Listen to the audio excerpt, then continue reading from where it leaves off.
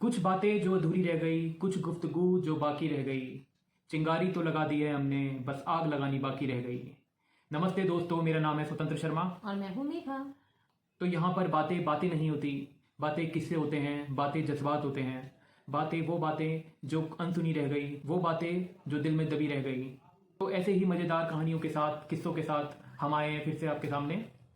तो देखते हैं आज मेघा मैडम क्या किस्सा लेके आई हैं हमारे सामने। बिल्कुल बिल्कुल, आज मैं अपनी जनता के सामने और सर के सामने बहुत ही मजेदार किस्सा लेके आई हूँ जो सभी स्टूडेंट्स को फेस करना होता है ऑलमोस्ट। जैसे कि हम लोग इंटर वगैरह पास आउट करते हैं तो सभी के दिल में एक सवाल होता है कि अब हम आगे क्या करें, क्या हमारा फ्यूचर रहेगा, किस लाइन में हमें जाना चाहिए। तो ये किस्सा उसी चीज से रिलेटेड है। चलिए स्टार्ट करते हैं कि ये किस्सा है क्या। तो देखिए, जैसे मैंने इंटर पास आउट किया था तो मेरा भी एक एम था कि मैं कार्डियोलॉजिस्ट बनूं, यानी कि हार्ट के डॉक्टर बनूं। ओके। हाँ, तो उसी तरीके से इंटर के एग्जाम देने के बाद मैंने भी जो नीट का क्वालिफाई का एग्जाम होता है वो दिया था।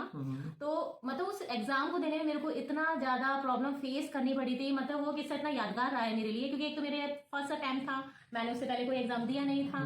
तो उसमें क्या हुआ कि जब एग्जाम हम देने जा ही रहे थे तो बाय मतलब बोल सकते हैं कि उस टाइम क्या हुआ कि जो कांवड़ मेला चलता है हमारा, ओके, हरिद्वार में। हाँ जी बिल्कुल। तो जो मेरा सेंटर था वो देहरादून था। तो वहाँ पर जो हमारा हरिद्वार में कांवड़ मेला चल रहा था, तो लास्ट डे ही था कांवड़ मेले का। अच्छा, तो उसमें क्या हुआ कि हमारी बसेस वगैरह सब बंद थी, इवन आपके ऑटो भी बंद थे। अब हम इस स्टेशन तक पहुंचना है क्योंकि लास्ट ऑप्शन हमारे पास क्या रह गया था, ट्रेन से जाने का।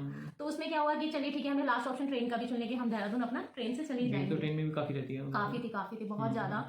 तो मुझे कोई एक्सपीरियंस भी नहीं था कि कैसे जाना है, तो मैं अपने फादर के साथ जाने वाली थी एग्जाम। तो उसमें जो मेरा एग्जाम टाइमिंग था वो था 10 o'clock। आप इतना ज्यादा मतलब डिफिकल्टी फेस कर रहे थे कि मेरे को भी नहीं पता था कि ऑटो और बस हमारा बंद है।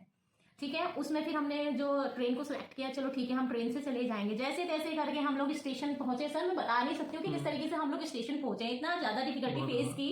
मतलब इवन मेरे को पैदल जाना पड़ा अपने फादर के साथ। अच्छा। हाँ बिल्कुल। और उसमें क्या हुआ कि मेरी ट्रेन, मतलब मेरा बैड लक था जो भी कहिए आप, उसमें मेरी ट्रेन भी लेट। ट्रेन जो है वो आती है आपका 7:30 पे। अच्छा। एग्जाम कितने बजे था? 10 o'clock। अच्छा, 10 o'clock। अब मेरी जो हार्ट बीट है वो इतना ज्यादा बढ़ गई है कि क्या होगा। एक तो मेरा फर्स्ट अटेम्प्ट है, मैं एग्जाम दे भी पाऊंगी यानी ऑलरेडी इतना ज्यादा नर्वसनेस थी, उल्टे से ये चीजें मेरे साथ हो रही थी। मुझे समझ ही नहीं आ रहा था कि मैं करूँ तो करूँ क्या। उसके बाद चलिए जैसे तैसे ट्रेन आती है, ट्रेन जैसी आई, चलिए हम लोग ट्रेन में भी बैठ गए। बस थोड़ी दूरी पे जाने के बाद जो ट्रेन है हमारी वो देहरादून के बीच रास्ते में खराब हो गई है। ट्रेन में, ओह माय गॉड, ट्रेन ही खराब हो गई। हाँ मतलब मैं इतनी परेशान, मेरे को इवन रोना आ रहा था कि मैं करूँ तो करूँ क्या, कि ये हो क्या रहा है मेरे साथ में। वहाँ बसें बंद है, इवन ऑटो भी बंद है। चलिए जैसे तैसे हम स्टेशन पहुंचे हैं, उल्टे से ट्रेन भी लेट है। अब मुझे समझ नहीं आ रहा था कि मैं करूँ तो करूँ क्या। मैं इतना परेशान हो गई हूँ। उल्टे से बेचारे मेरे फादर जो मुझे पूरा सपोर्ट कर रहे थे कि कोई बात नहीं बेटा, ये सब चीजें तो होती रहती हैं। तो मैंने कहा चलिए ठीक है कोई बात नहीं। फिर हम लोग उतरे वहां से जहाँ से ट्रेन हमारी खराब हुई, क्योंकि मेरे को एग्जाम देना था भाई 10 o'clock में मेरा एग्जाम शुरू होने वाला था। मेरे ख्याल से 1-1.5 घंटा लगता है वहाँ पहुंचने में। हरिद्वार से कहाँ पे? देहरादून। 1.5 घंटा लगता है। हाँ। तो 7 बजे निकले तो 8:30 बजे तक पहुंच जाना चाहिए तुम्हें। बिल्कुल। अब वही है कि सब कुछ इतना ज्यादा हो रहा था। चलिए फिर भी मैंने कहा कोई बात नहीं, आज मेरे को जब मैंने ठान लिया था मेरे को एग्जाम देना है तो मैं देके रहूंगी। तो उसके बाद हम वहां से उतरे, समझ लो नेट 1 घंटा हम लोग पैदल फिर चले हैं, क्योंकि वहां पर भी कोई व्हीकल नहीं है। अच्छा। मतलब वही बंद हो रखे थे, वहां पर भी ऐसा ही कुछ हो रखा था। मैंने कहा कि क्या हो गया है आज, समझ नहीं आ रहा है। जैसे तैसे करके एक वो जो प्राइवेट बसें होती है ना वो मिली, उसने हमें कॉलेज तक पहुंचाया। मतलब कॉलेज भी पूरा एग्जैक्ट नहीं पहुंचाया, उसने बीच रास्ते में छोड़ दिया। उसके बाद हमें बता दिया था कि सीधे सीधे आप पैदल पैदल जाओगे तो आप पहुंच जाओगे। उसके बाद हम फिर दोबारा आधा घंटा चले होंगे इवन कि पूरा जैसे तैसे चलो हम कॉलेज भी पहुंच गए। बट मैं इतना ज्यादा टायर्ड हो चुकी थी, मेरी कंडीशन तो बिल्कुल ऐसी हो गई थी, बिल्कुल मरने वाली कि मैं एग्जाम दे भी पाऊंगी या नहीं, क्योंकि पूरा चक्कर आ रहे थे। इतनी देर से चल रहे हैं, सुबह से चल ही रहे हैं, ऊपर से एग्जाम भी देना है पूरा। हाँ बिल्कुल, इतना बुरी कंडीशन मेरी हो चुकी थी। मुझे समझ फिर वही है कि मैं कि क्या करूं क्यों हो रहा है मेरे साथ में ऐसा, ये यार सबके साथ में ही ऐसा होता है। तो मैंने चलो कोई बात नहीं, जैसे ईश्वर की इच्छा।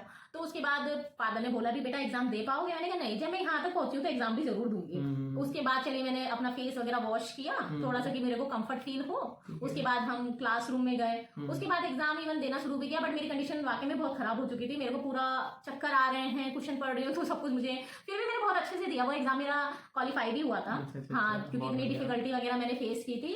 बट फाइनली कम से कम एग्जाम क्वालिफाई हुआ है। बिल्कुल। उसके बाद फिर हम लोग जैसे घर वापस लौट रहे थे बसें हमें पता तो था कि बसें वगैरह बंद है, अब समझ नहीं आ रहा था कि अब जाना कैसे है, क्योंकि अब तो पैदल चलने की बिल्कुल भी हिम्मत नहीं थी बिल्कुल सही सर। अब बात तो है। बिल्कुल मैं मर ही जाना था, बिल्कुल ये कंडीशन हो गई हाँ थी। बिल्कुल, वो तो टाइट उल्टे से वहां की जो धूप, माय गॉड, जो मेरा एग्जाम था वो जून में था। ओ माय गॉड, जून में कड़ी गर्मियों हाँ में बिल्कुल, मतलब पानी भी पीने के लिए मैंने वहाँ का जो टैब होते हैं उसको खोला, मैंने कहा चलो मैं पानी पी लेती हूँ। अब यकीन करना, विदाउट एनी गीजर वहाँ का पानी खोल रहा था उनके अंदर। बिल्कुल, तभी तो इतने टायर्ड हो गए थे आप, क्योंकि वो गर्मियों में था एग्जाम। बिल्कुल बिल्कुल, जो हमारे सनलाइट वो डायरेक्ट हमारे हेड पे पड़ रही बिल्कुल, थी। बिल्कुल। अब हम वेट कर रहे हैं बस का। बस का वेट करते करते करते मतलब मेरी कंडीशन वाकई में फिर फुल्ली डाउन हो चुकी है, क्योंकि जो धूप थी वो बिल्कुल डायरेक्ट सिर पे पड़ रही है। तो इवन मैं रोड पे बेहोश हो ही गई थी ओके। कि मतलब वाकई में तो मैं परेशानी बहुत हो गई थी अंदर से कि मतलब ऐसा क्यों हो रहा है, तो फर्स्ट टाइम है ये सब चीजें हम क्यों फेस कर रहे हैं। बिल्कुल। तो उसके बाद चलो जैसे तैसे बस भी आई। उसके बाद बस में सीट नहीं। ओके। मतलब मैं तो सोच रही थी अरे भगवान मैंने क्या पाप किए हैं, ये मेरे साथ क्यों हो रहा है ऐसा। इवन सबके मन में आता ही है कि हमारे साथ भी क्यों ऐसा हो क्यों हो रहा रहा है, है? हम ही पापी हैं क्या। तो इस तरीके से अब उस दिन तो ऐसा लगता है कि बस किसी तरह घर पे पहुंच जाओ, उसके बाद कभी घर से बाहर नहीं निकलेंगे। नहीं नहीं, कोई टाइम नहीं देना है ये हाँ। वो सो। तो उसके बाद चलिए ठीक है, बस भी आ गई, खड़े हो गए। मैंने चलो 1-1.5 घंटे की बात है, जब सुबह 5:30 बजे से इतना चल रहे हैं तो थोड़ी 1 दूर घंटा होते और हैं, चल लेते सही हैं, कम बात से कम घर पहुंच जाएंगे अपना। आप यकीन करना, मतलब देहरादून से खड़े खड़े मैं आई हूँ, बेचारे मेरे फादर भी खड़े रहे। इवन लास्ट मोमेंट तक मेरे जो दोनों लैग थे उनके जो मतलब पूरा स्वेल अप हो चुकी थी खड़े खड़े, मतलब कंडीशन इतनी खराब हो गई थी, मतलब इतना फेस करना। फाइनली चलो हम घर भी पहुंच गए थे, बट घर जाके तो बस फिर मुझे पता नहीं रहा सर मैं कौन सी दुनिया में हूँ। फिर तो नींद की दुनिया में थे।